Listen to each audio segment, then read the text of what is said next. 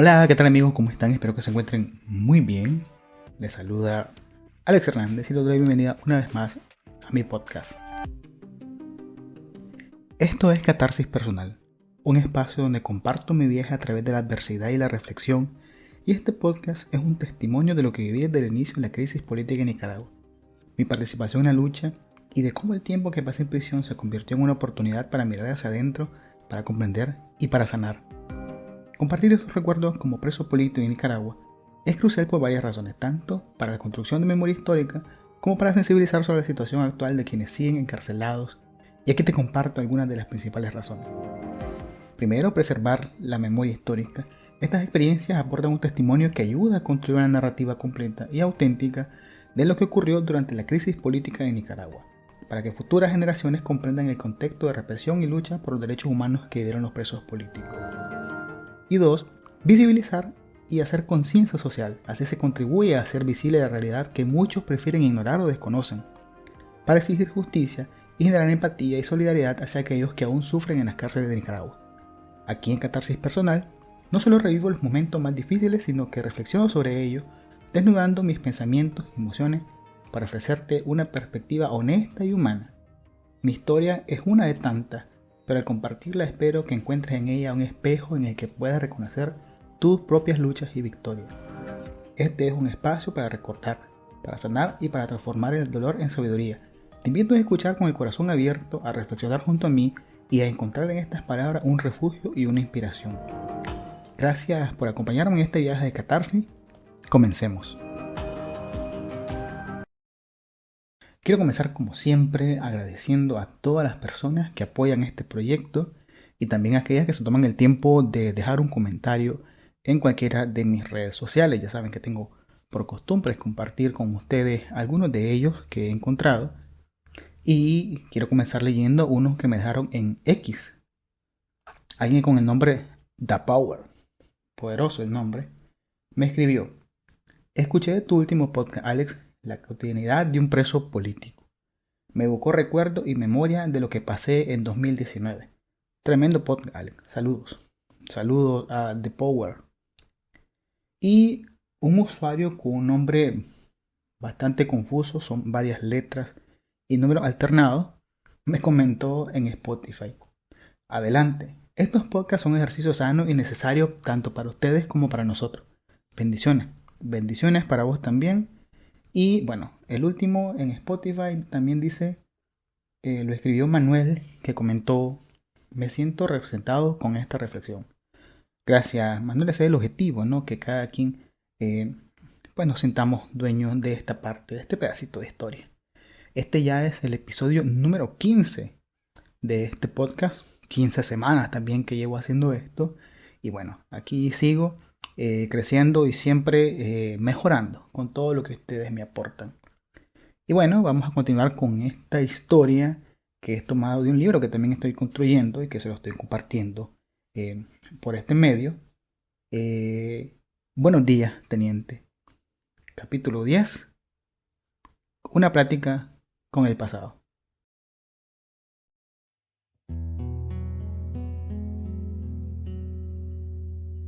En una celda oscura y fría, me desperté con una sensación de paz y felicidad. Había estado soñando que estaba en libertad rodeado de mi familia, en una cálida reunión. Podía ver la sonrisa, sentir el abrazo y escuchar las risas de los seres que tanto quiero. Fue un sueño tan vívido que por un momento olvidé que no era realidad. Al abrir los ojos, esa dura realidad me golpeó como un martillo. La pared de grises y la reja de la prisión me recordaban que estaba lejos de la casa. La decepción y la tristeza llenaron mi corazón mientras me daba cuenta de que solo había sido un sueño. Y esto era casi siempre. Yo tenía un desorden en el sueño. Al principio de mi presidio en el 2021, como la celda que compartía con Medard era pequeña, las opciones para gastar energía eran limitadas. A veces nos poníamos a correr de manera estacionaria, a tratar de hacer pechadas o alguna otra cosa para gastar el tiempo. Y luego de platicar de cualquier chochada, en realidad, a veces se creaba un momento incómodo en el que ya no se hallaba ni qué más decir. Y la respuesta era acostarse y quedarse dormido de repente por un buen rato. El clavo con esto es que después en las noches me la pasaba despierto. Yo he padecido de un insomnio crónico desde que soy un chaval, pero nunca caí en la tentación de recurrir a fármacos para poder dormir, sino que cuando aún estaba en libertad procuraba, en la medida de lo posible, uno, no dormir para nada durante el día, y dos, gastar la mayor cantidad posible de energía en el trayecto del día, para que llegado el momento de ir a acostarme, poder dormir. Aún así, había temporadas en las que únicamente dormía como máximo 4 o 5 horas al día. En mi adolescencia recuerdo que mi mamá me compraba unas cápsulas de un medicamento que se llama Pasinerva, que al final me vine dando cuenta que funcionaba más como efecto placebo, ya que era pura hierba. Pero ahí en la presión me sorprendió darme cuenta que por las noches varios compañeros pedían, y también el doctor recetaba, alprazolam, clonazepam, midazolam, como que fueran caramelos, en dosis preocupantes. Y a veces los guardias repartían estas pastillas sin necesidad de receta. A todo aquel que le dijera que no podía dormir, le daban una. Yo prefería pasar la noche en vela que caer en la dependencia de todas estas pastillas. Cada que me despertaba, me sentaba en mi camarote mirando fijamente el suelo y recordando cómo había llegado a estar allí. No por cometer ningún crimen, sino porque era un perseguido político en Nicaragua, por mis creencias y por alzar la voz contra la dictadura sandinista. Ese sandinismo que tanto daño le ha hecho a Nicaragua. Y que injustamente estaba separado de mi familia. Siempre extrañaba a mi familia. Cada día en prisión es una lucha constante contra la desesperanza, la ansiedad, el miedo. A pesar de eso, un día de tantos decidí rendirme a estas cosas ya. Ya no quería. Sabía muy en el fondo que igual que la primera vez en el 2018, el día menos pensado iba a volver a estar afuera reunido con mi familia. Y ese pensamiento me daba fuerza para seguir adelante. Y así con el paso de los días me di cuenta de que, aunque estaba físicamente en prisión, mi espíritu y mi amor por mi familia y por Nicaragua eran libres. Y aunque la realidad era dura, encontré consuelo en la esperanza y en el amor que sentía por mi familia y mi patria. Y apoyado de mi fe, sabía que algún día ese sueño de libertad se iba a hacer realidad de nuevo y que volvería a estar en los brazos de aquellas personas que tanto quiero. A los 15 días exactos de haber llegado al Chipote Nuevo, estaba con Medardo de nuevo contando historias de nuestras vidas anteriores, recordando los días de cuando él caminaba libre por el campo de su pueblo natal, de cómo sus abuelos habían sido de las primeras personas en llegar ahí como colonos. Me contó lo que era un puerto de montaña, la diferencia entre una mula y un macho, los tiempos de cosecha del maíz y los frijoles, y muchos otros secretos de la vida del campo, así como sus primeros días como activista, de su perspectiva de la lucha, de sus metas y ambiciones y un montón de cosas más. Nos estábamos riendo, recuerdo, esa mañana, de que en la otra celda donde estaba Miguel Mendoza y Lester, ellos le estaban reclamando a la jefa, entonces capitana, de un shampoo tío Nacho que supuestamente le iban a mandar a Miguel y que no le había llegado. Y de que no le habían pasado unas bebidas y otras cosas, y entonces ahí estaban reclamándole a la jefa, y de que el baño no servía y lo tenían tapiados y un montón de cosas más. En eso estábamos escuchando con la oreja pegada a la puerta lo que pasaba al otro lado, cuando fuimos interrumpidos porque escuchamos que ahora la jefa con su comitiva venía hacia donde estábamos nosotros. Nos despegamos rápidamente de la puerta y nos sentamos en el camarote como si nada. La ventanita entonces de la puerta de metal se abrió, la jefa asomó la cara y entonces me dijo, paréntesis, ella siempre hacía así. Y entonces nosotros ya sabíamos que se acercaba o que venía para el pasillo porque le escuchábamos. Ese era su tic. Siempre hacía. Bueno, entonces la jefa me dijo, Quintanilla, vení. Yo quedé viéndome darlo y me acerqué a la puerta. Y ella me dijo, ponete la ropa, que va a salir. Nosotros casi siempre estábamos en boxer para tolerar el tremendo calor que hacía en la celda. Y ponete la mascarilla, me dijo, porque también era obligado cada que salíamos de la celda ponernos mascarilla. En eso le dijo al guardia que estaba a la par de ella que abriera la puerta, y aunque yo me acomodé para que él me pusiera las bridas, no me las puso. La jefa me sacó de la celda, me puso de cara a la pared, me tomó de la nuca y me dijo, vamos. Yo iba con mucha incertidumbre, preguntaba para dónde me llevaba, y ella me condujo hacia el pasillo central. Pensé que iba a entrevista, pero no avancé mucho cuando me volteó hacia la derecha de frente a la pared, y le dijo al guardia que iba con ella, abrí esta, señalando la celda que tenía enfrente. El guardia abrió la puerta y entonces ella me tomó de nuevo del cuello y me dijo, entra. Al cerrar la puerta, se quedó ella parada enfrente y me dijo lo siguiente, no te acerques a la verja, no te quiero ver sacando las manos ni asomando la cara de la celda, no te quiero ver hablando con tus vecinos ni a son de los señas ni muecas. En este pasillo hay cámara y me voy a dar cuenta, ya te pasan tus cosas. No dijo nada más, le dio una orden al guardia y ella se fue. Lo primero que hice fue quedarme viendo hacia el pasillo para ver a los que estaban ahí. Entonces fue cuando vi por primera vez de mejor manera a Félix con Walter, que estaban justo en la celda enfrente de mí. Era la celda 5. A un lado de su celda, a la izquierda, era la celda 7, estaba Juan Sebastián y Pedro Vázquez. En el otro lado, en la celda de derecha, en la celda 3, estaba Miguel Mora y Freddy Navas. En la celda que le seguía, en la número 1, estaba la Dora María. En la celda de mi derecha, en las 4, estaba Peraza, que estaba solito.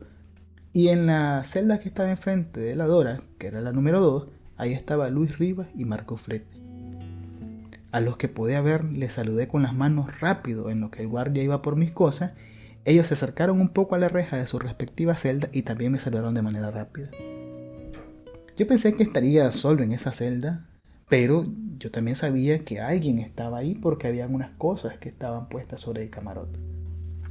Fue en eso cuando escuché que en la parte del baño alguien estaba echando agua y que abrieron el chorro de agua para lavarse las manos. En eso salió detrás de la pared que separa del baño del resto de la celda un señor ya mayor, alto, de ojos claros, pelo blanco, de barba y bigote largo y con lentes. Se le miraba muy delgada y con la cara alargada. No lo reconocí al principio. Se secó las manos con la camisa para saludarme y me dijo, mucho gusto, Hugo Torres.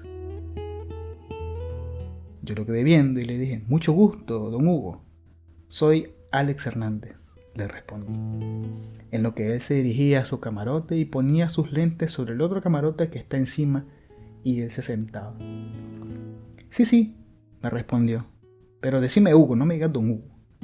Yo te conozco, vi tu perfil para el Consejo Político del UNAP y les dije a las muchachas que eras un buen candidato. Yo en realidad nunca lo había visto en persona.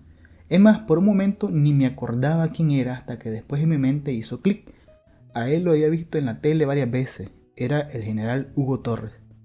Había escuchado muchas veces a varios miembros de mi familia, mi abuelo y mi mamá, hablar de él. Había leído su historia y otras muchas cosas. En eso estábamos cuando llegó el guardia a dejarme mis cosas. No eran muchas cosas, eran nada más la colchoneta, mi jabón, mi cepillo, la pasta de dientes, un par de tobilleras y mi toalla. Tengo un tío, Hugo, le dije, que seguramente se sorprendería de saber con quién estoy. Para muchos de mi familia usted es un mito, es una especie de héroe. Así me dijo. ¿Y cómo se llama tu tío? Y ya le dije yo el nombre de él. Pero él está todavía del otro lado de la acera, le aclaré. Hombre, me dijo. Me pongo a pensar en esa gente y me da pena. Porque imagínate, viéndote a vos, ¿dónde estás? Todavía siguen apoyando a ese gobierno. Y esto que es tu familia, me dice. Pero bueno, así pasa. ¿Por qué crees que te sacaron de tu celda? Ni idea, le contesté yo. Justo en ese momento se oyó que abrieron la puerta del pasillo y que venían los guardias. Entonces vimos pasar frente a nosotros a otro preso, alto, flaco, barbudo. No logramos identificarlo y escuchamos entonces que lo metieron a la celda con Medardo en la que antes había estado yo. Entonces Hugo me dijo que así pasaba a veces, que cuando venía uno nuevo lo metían a la chiquita y sacaban a uno que estaba ahí antes. Entonces tuve suerte, le dije yo. Esa celda es agobiante. Bueno, vos sí tuviste suerte, me dice. El que no tuvo suerte es el que acaba de llegar. Y entonces nos pusimos a reír en silencio. ¡Qué paseada! ¿Quién será?, nos preguntamos. Con los días nos pudimos dar cuenta en un momento que los guardias no estaban y que él había sido llevado a interrogatorio. ¿De quién era? Le preguntamos rápido a Medardo, así. ¡Oye, Medardo! ¡Oye, Medardo! Estamos solos. Y entonces él nos dijo rapidito que se llamaba Yader Parajón y que era familiar de un asesinado en las protestas. Eso fue lo único que supimos durante un tiempo.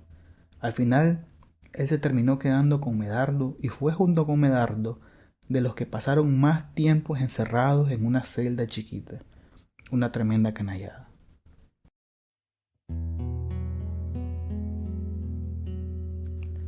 Los primeros días con Hugo lo ocupé para agobiarlo con preguntas sobre la historia, de cómo fue su participación en las 2 tomas en las que él participó y de su tiempo en la clandestinidad, de cómo había sido su integración a la lucha contra Somoza y de su tiempo en Montañado, de su paso por el ejército y también de su paso por el Frente Sandinista y de por qué él se había salido del frente.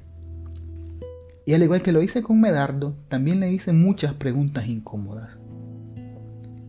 Y él me respondía con mucha apertura y siempre me decía, la historia es lo que es, ya no puede cambiarse. Lo que pasó y lo que se hizo ya quedó en el pasado y ahora solo nos toca remediarlo. Yo entiendo, Alex, a las nuevas generaciones y yo te digo que traten de no cometer los mismos errores que nosotros hicimos. Hay que mantener los ojos abiertos y ver fijamente al suelo por el que estamos caminando. Porque muchas veces tenemos la mirada puesta demasiado hacia adelante o demasiado hacia atrás y nos olvidamos del presente y a veces tropezamos porque perdemos el enfoque de lo que está pasando ahora, Alex. Cada que un chavalo me cuestiona, me alegro. Yo, al igual que otros, tenemos un compromiso de hablar con la verdad. Y yo sé que no nos juzgan y que no nos creen. Y sé que lo estás haciendo vos ahora. Y que todos vamos a tener lo que merecemos.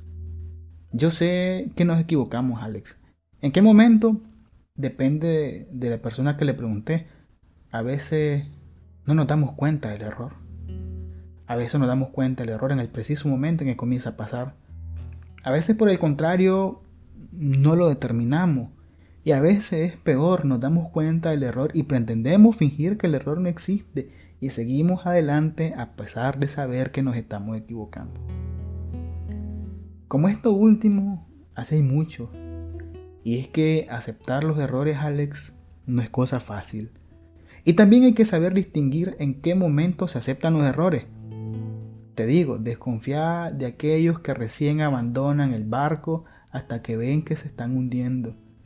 Aunque ya conocían que se dirigía hacia la deriva, seguían ahí mientras les convenía y se salen de ahí porque ahora les conviene, porque quieren quedar bien ante los demás. Aceptar los errores, Alex, no es para quedar bien con los demás, es para quedar bien con uno mismo. Mira, yo entiendo todo lo que me decís y he tenido que aprender a vivir con ello. Hay gente que me ve y me saluda y me trata como un héroe, según ellos, porque yo lo que hice era una cuestión de heroísmo. Pero yo solo hice lo que creí que era necesario como mi aporte para salir de aquella dictadura. Y así como yo, hubieron un montón. Lo que pasa es que ese otro montón, algunos de ellos tuvieron el destino nefasto de haber muerto. También hay gente que me ve como un monstruo. ¿Y qué voy a hacer? ¿Suplicarles que no me vean así? Uno termina cosechando lo que siembra, como dicen ustedes, pero yo he reconocido mis errores. Hay quienes me dicen, quítese viejo, y hay quienes me buscan para consejo, y yo a los dos les hago caso. Ya mi aporte a la patria pasó, independientemente de cómo lo juzguen ahora. Sin embargo, mira dónde estoy, junto con vos, que bien podría ser mi nieto. Hay 2 generaciones entre vos y yo, y la lucha es la misma. Nada más que a mí me tiene aquí alguien con el que alguna vez estuve en el mismo lado, y uno de los cuales por el que arriesgué mi vida para liberarlo, pero probablemente es consecuencia de ese error.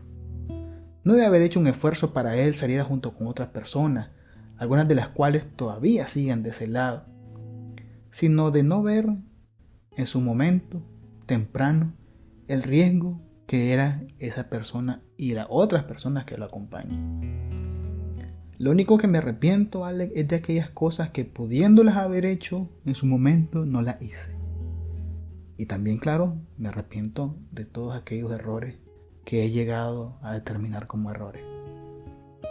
Yo te contesto, Alex, todas tus preguntas que me hagas del pasado, las que vos querrás, aunque en el fondo sé que me estás juzgando. Y es algo con lo que ya aprendí a vivir.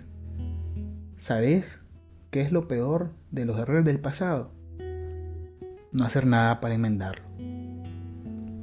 Aunque estas enmiendas no borran el daño, pero es mejor que no hacer nada. A mí me pueden recriminar muchas cosas del pasado, pero no de mi presente. Así pasa con muchas cosas y con muchos ejemplos, Alex. Un alcohólico no puede borrar su pasado alcohólico. No le va a quitarle la memoria de sus hijos cuando él llegaba borracho a la casa, cuando se gastaba todos los reales en guaro y los dejaba sin comer, cuando le pegaba a la mujer y a los hijos y hacía escándalo en la calle y sus hijos tenían que ir a recogerlo en la esquina donde se había quedado tirado.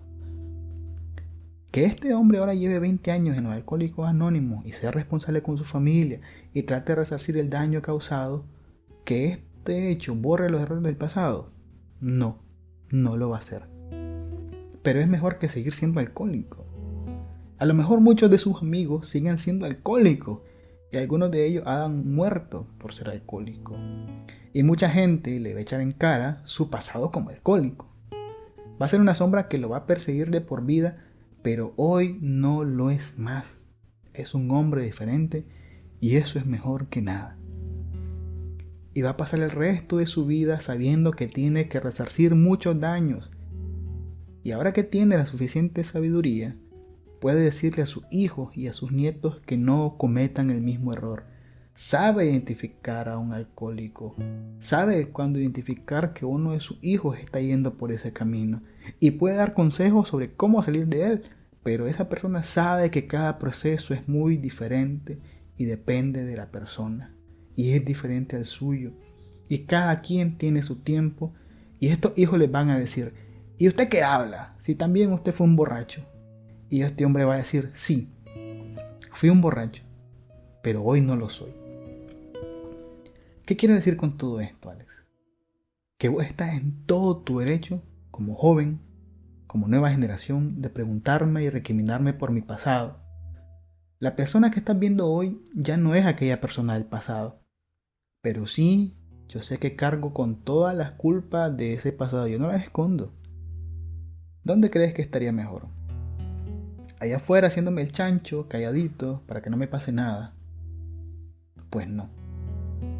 Fíjate que no quiero estar en ningún otro lugar que no sea este, compartiendo este momento con ustedes, la nueva generación. Porque ustedes persiguen lo mismo que yo perseguí en mi juventud y que otros también persiguieron en su juventud antes que yo, y yo ya estuve en tu lugar. Yo ya le recriminé antes a alguien más cuando yo era joven. Alguien que estaba antes que yo. Que por qué era somocista, que por qué estaba de ese lado, por qué mataban gente, por qué hacían lo que hacían. Y así hemos venido de generación en generación sin tener respuesta, porque yo no tuve respuesta, ni hubo justicia. Y ojalá que no se repita lo mismo. Eso hay que pararlo, Alex. Por eso te digo que cuiden mucho su presente. Cada paso que den, fíjense bien a ambos lados. Cuidado con ver demasiado hacia adelante o demasiado hacia atrás. Las dos cosas son peligrosas. Pueden estar pasando cosas mientras estamos distraídos y mañana más tarde te pueden llegar a recriminar por esas cosas que pasaban mientras vos estabas distraído. Y no podés decir que no tenés culpa. Mira que apenas tenemos unos cuantos años desde el 2018 y vos ya me has contado un montón de cosas que le querés reclamar a los primeros que tuvieron poder de decisión. Ya me he señalado los disgustos que te dieron las acciones de la Alianza Cívica, de los grupos de chavalos estudiantes, de los errores que se cometieron en UNAP, en la coalición y etcétera. Y de cómo siempre has estado vos ahí para recriminar eso. Pero no me has contado tus errores y no te pido que lo hagas, pero tenerlos en cuenta y contátelos a vos mismo y meditá en esos errores, porque eso es algo que omitimos muchas veces, que yo omití muchas veces, nuestros propios errores. Y vos ya me dijiste las cosas que no te gustaron antes de que vinieras aquí, pero mira, no estamos todos juntos hoy aquí, en la misma celda, en el mismo chipote. Aunque vos estés en lo correcto y ellos se hayan equivocado, o viceversa, ahora estamos todos juntos. Tu generación, con la que tenés diferencias también, la anterior generación, y con nosotros, la anterior generación también, los que estuvimos con el sandinismo y después fuimos disidentes, los que siempre fueron antisandinistas, los que ya nacieron después del sandinismo, los que se acaban de salir del sandinismo, los que se quedaron en hogares sandinistas, los que se quedaron en hogares antisandinistas, y la generación más joven que no tiene nada que ver con sandinismo o con liberal. Todos estamos aquí, Alex. Yo no te voy a apartar la cara cuando me hagas preguntas incómodas. A lo mejor este es mi momento para hacer rendición de cuentas. No sé cuánto tiempo voy a estar aquí. Yo ya soy un viejo. No sé si voy a salir de aquí. Pero quiero salir de aquí y este momento quizás es parte de ese resarcimiento que tenía pendiente. Pero yo quiero salir de aquí y reconciliarme con tu generación. ¿Eso va a borrar mis culpas? Por supuesto que no. A lo mejor el inventario de culpas que yo me hago son menores a las que ustedes, tu generación, me atañen. Porque hay cosas en las que yo sigo en negación. Y eso tendría que superarlo algún día. Pero yo quiero que cuando triunfemos, porque vamos a triunfar, mira, yo te digo, cuando yo iba desfilando para meterme al Palacio Nacional, iba con la seguridad de que íbamos a triunfar y que posiblemente muriera, pero sabía que íbamos a triunfar. Yo cuando venía desfilando para esta celda, aunque lo único que estaba haciendo para merecerme esta carceliada era estar en mi casa, apartado de todo, dando consejo al que me lo pedía, porque te digo, yo firmé una carta donde expresaba mi intención de no meterme en las decisiones de la nueva generación. Cuando me traían desfilando de camino al Chipote, venía con la misma seguridad de que vamos a triunfar. Bueno, ustedes van a triunfar.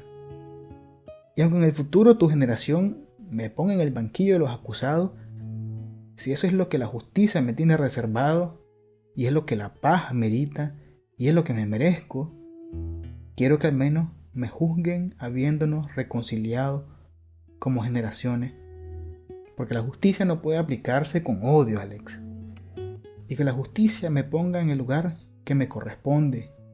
Pero bueno, Alex, tenemos demasiado tiempo para hablar.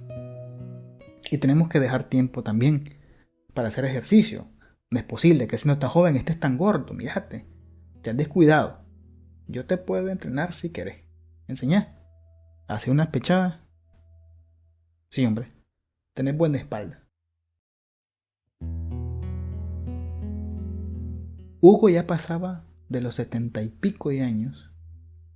Pero cuando llegué a la celda me dejaba regado. Hacía 100 pechadas y 100 sentadillas y caminaba 2 horas seguidos diario. Yo a duras penas hacía 10 pechadas antes de que me quedara sin aire. Y sentadillas ni se diga. Y me daba tanta pena que me dejara regado que entonces comencé a hacer pechadas a escondidas para ir progresando de a poco. Así fue como al cabo de un mes ya era capaz de hacer 50 pechadas de un solo tirón.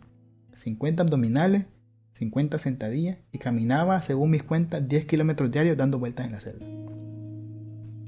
Estimé que la celda medía 5 metros de largo, ida y vuelta eran 10 metros, y sin vueltas era 1 kilómetro más o menos. Yo daba 102 vueltas para compensar los centímetros que no caminaba cada que daba vuelta. Entonces, al mes de estar con Hugo, ya hacía 600 vueltas, 300 en la mañana y 300 en la tarde. Y cada día iba subiendo en promedio 25 vueltas más, sumando 10 en la mañana y 15 en la tarde. Y así fue como paulatinamente fui llegando a las 1000 vueltas, que son 10 kilómetros. Luego entré en una especie de competencia con Juan Sebastián. Él se levantaba muy temprano a caminar y a hacer pechadas. Recuerdo que él se ponía unas tobilleras en las manos para no chimarse. Y era solo un par de tobilleras que tenía, pero no se las ponía nunca, solo las usaba para hacer ejercicio. Entonces en la mañana, antes del desayuno, él y yo estábamos despiertos y habíamos caminado algo. Y él ya había hecho sus pechadas y entonces él se asomaba a los barrotes y si no había un guardia me decía rapidito el número de pechadas que había hecho ese día y yo después le decía el número que había hecho yo. Y luego él pasaba caminando toda la mañana, nada más que después él me contó que él contaba piscinas, no sé cuál era su unidad de medida, pero es lo que él contaba. Y usaba como contador un anillo plástico que venía en las cajas de avena y entonces le iba pasando en cada dedo cada cierto número de vueltas. Luego yo le copié el truco porque muchas veces me confundía. Entonces en la mano izquierda me ponía el anillo de plástico y esas eran las centenas. Y en la mano derecha, cada que pasaba el anillo entre dedos, es que había hecho una decena. Y una vez me agarró una obsesión por caminar que llegué a hacer 30 kilómetros, según mis cuentas. 3200 vueltas. Comenzaba muy temprano en la mañana, desayunaba y luego me bañaba, seguía caminando hasta el almuerzo. Después del almuerzo me volvía a poner a caminar. Terminaba el almuerzo y seguía caminando. Llegaba a la cena y seguía caminando, pasaba la medicina y seguía caminando y terminaba justo antes de que llegara el momento de hacer el aseo. Recuerdo que se me gastaban las chinelas rápidas y una vez incluso estaba caminando tan de noche que un guardia, a que le decíamos Quintacunti,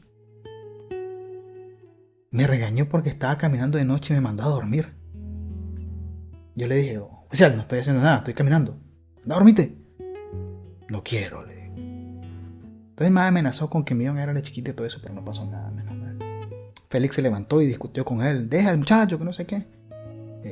Y luego al día siguiente sacaron a Félix, no sé qué le dijeron, pues, pero la agarró por mí el maje. Un día trajeron a la celda nuestra a Pedrito, que estaba antes con Juan Sebastián, y luego llevaron a la celda de Juan a Max, proveniente de la otro módulo. Y así pasamos entre plática y ejercicio hasta que un día miércoles 17 de noviembre de 2021, de la nada, Hugo, que un día antes había hecho conmigo 120 sentadillas de corrido, cayó enfermo. Y Pedro y yo vimos cómo en unos cuantos días un hombre fuerte de 70 y pico años se convirtió en un anciano que no podía valerse por sí mismo. Su deterioro fue tan rápido que en menos de un mes pasó de caminar 3 horas seguidas por la celda a no poder dar ni un paso.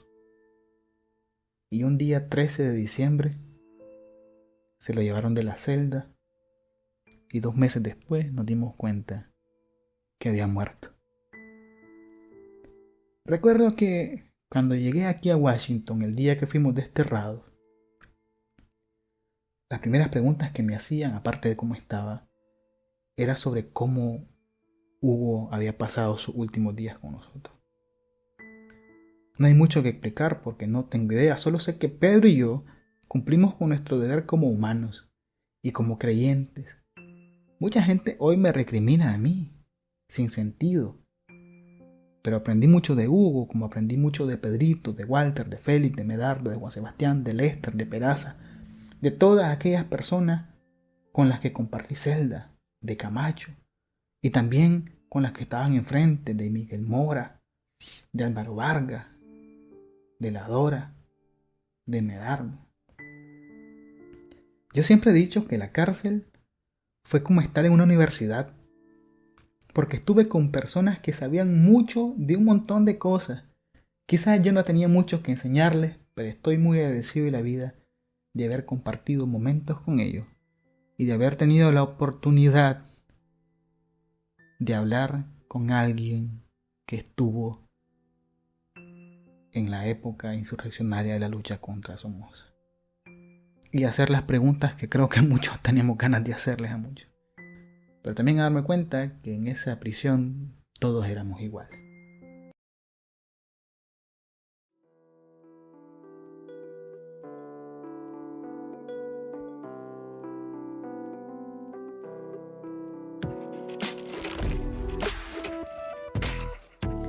Y bueno amigos, hasta aquí el episodio del día de hoy. Puede que para muchas personas sea controversial o quizás no, pero es parte de mi experiencia vivida y ya saben que de todos los momentos tenemos que ocuparlos para crecer porque estamos construyendo la nueva historia, nuestro futuro y tenemos que tener cuidado de nuestro presente para que mañana más tarde, en caso de que lleguemos a equivocarnos hoy, tengamos también la oportunidad de resarcir todos esos daños.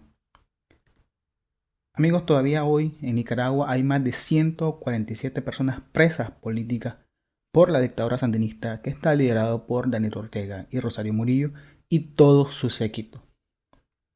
El día de ayer fue capturado otro sacerdote más que se suma a esta lista de personas que están secuestradas, porque están secuestradas por la dictadura.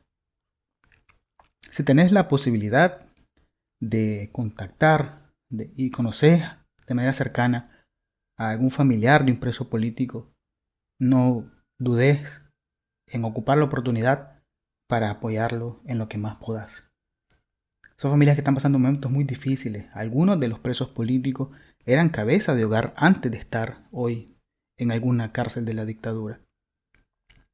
Tener un familiar preso político es difícil.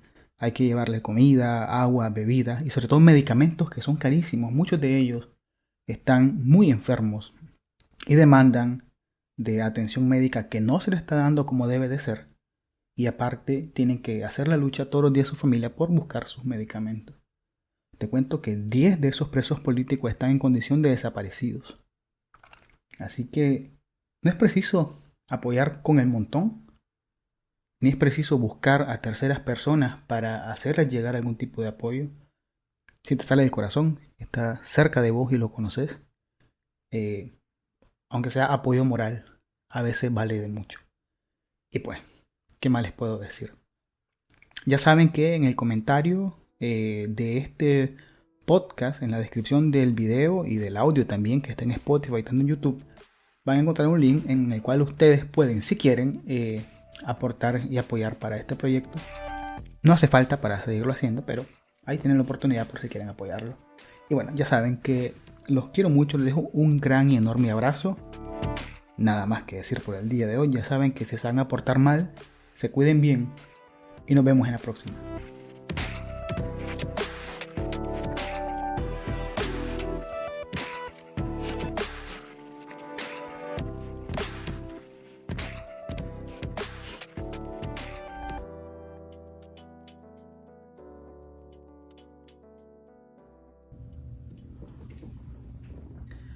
Amistades, Gabriela Morales, de 31 años, está cumpliendo un año de haber sido capturada injustamente por la dictadura sandinista. El 19 de agosto de 2023, en el marco de todo lo acontecido con la confiscación de la Universidad Centroamericana, ella junto a otros jóvenes fue secuestrada por elementos de la dictadura sandinista y posteriormente fue acusada falsamente de delitos comunes tales como tráfico de estupefacientes, entre otros.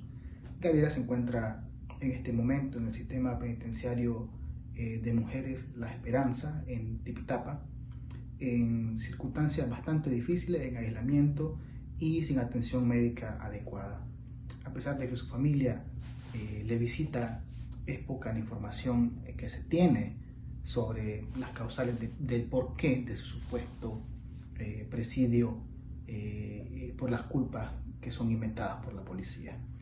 Gabriela Morales es inocente, es una hija ejemplar, es una amiga, es una persona de bien que lo único que ha hecho ha sido alzar la voz por la libertad, por la democracia, por lo justo en Nicaragua.